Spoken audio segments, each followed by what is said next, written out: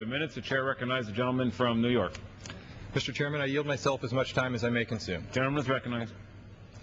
Well, like so many other members here today, I rise to speak in favor of this bill, and in particular an amendment that I think will make it stronger. For many years, I've been a small business owner, a founder of small businesses, and for the last 8 years, I've been investing in small businesses all over New York. And I've seen the challenges that small business people face, and I'm well aware of the needs that they have as they start these businesses.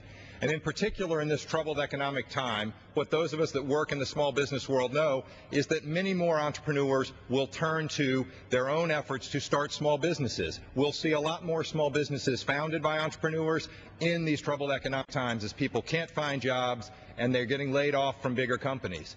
And in particular, you've got that combined with the veterans that are coming back from our efforts overseas, and as we draw down in Iraq, a large number of veterans coming back and mustering out, looking for job opportunities. What they're going to need is help because they're going to go and try to start small businesses, and it's a difficult task.